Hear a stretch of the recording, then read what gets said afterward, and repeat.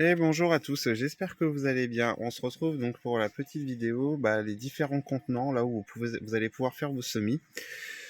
Alors je vous renvoie à la première vidéo sur les 3 éléments essentiels pour réussir un semis.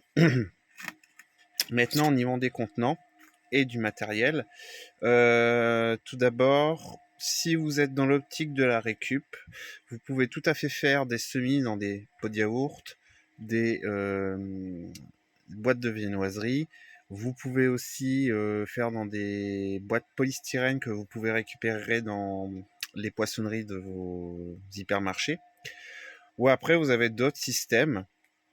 Donc, moi, je travaille plus particulièrement donc en plaques, c'est ce qu'on appelle des plaques alvéolées. Donc, je vous en ai mis un petit modèle, hein.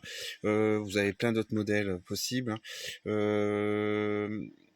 Je travaille qu'avec ça, j'arrive à travailler qu'avec ça. Ensuite, bien sûr, vous avez les godets, hein, tout basique.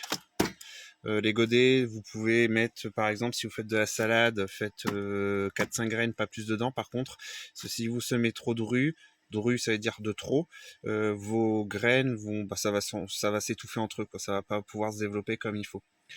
Donc vous avez aussi donc les godets. Vous avez aussi, alors je travaillais un peu l'année dernière avec le presse-motte.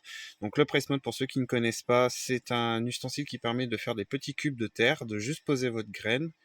Et puis voilà, ça garde l'humidité. Mais il faut souvent quand même penser à l'arroser, façon de parler, pour que le cube garde toujours l'humidité. J'ai testé l'année dernière. Alors certes, ça prend beaucoup moins de place.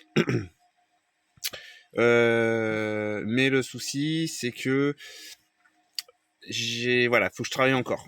Parce qu'il faut utiliser un terreau, on va dire spécial presse-motte, ou alors un terreau que vous tamisez avant, parce qu'il faut vraiment rien du tout dans le terreau, sinon ça va gêner pour former vos cubes.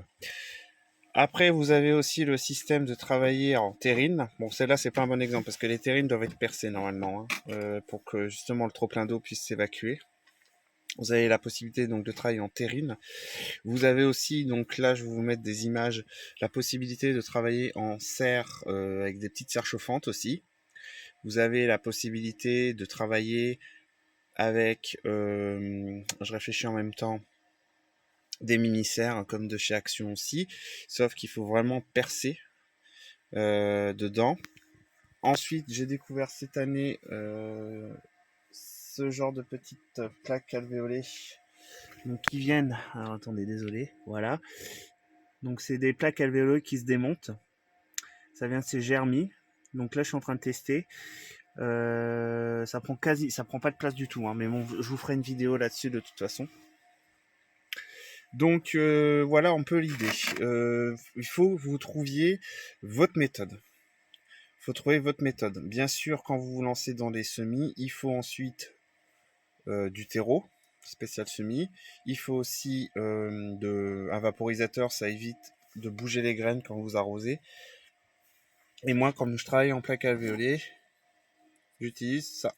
Bien sûr, vous pouvez aussi utiliser une petite cuillère à café ou autre, hein. On va dire qu'il n'y a pas trop de limites pour faire des semis au niveau contenant. Euh, il faut juste regarder la place que vous avez chez vous aussi. C'est ça surtout qui est plus compliqué. Et puis voilà, je pense que j'ai fait un peu le tour. Je vous dis, vous avez vraiment, vraiment plein de systèmes. Vous avez même les pots biodégradables, c'est-à-dire que c'est un pot que vous mettez votre graine à sa pousse, vous pouvez le planter directement. Le souci, c'est que ce genre de pot, personnellement, je trouve que c'est pas top top parce que ça a tendance à moisir, parce que justement, ça garde l'humidité, ça a tendance à moisir, etc. Moi, je trouve pas ça top comme truc. Il y en a qui, je crois qu'ils utilisent des rouleaux de papier toilette aussi. Euh, je vous dis, il y a vraiment beaucoup, beaucoup, beaucoup de solutions. Alors, soit vous souhaitez investir un petit peu, soit vous voulez faire dans des systèmes de récupération. Ça reste chacun son choix. Ensuite, vous avez aussi la méthode qui va vous convenir le mieux.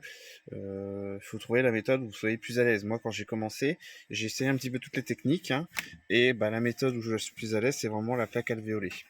Donc voilà. Je pense qu'on a fait le tour d'à peu près tous les contenants et le matériel qu'il y a besoin. La prochaine vidéo sur les semis, ça sera quand est-ce qu'on peut commencer des semis. faut faire attention, il y a des certaines périodes à respecter, il faut pas suivre mon exemple, qui fait des tomates en plein mois de décembre. Donc voilà. Bon allez, sur ce, je vous souhaite une bonne journée à tous.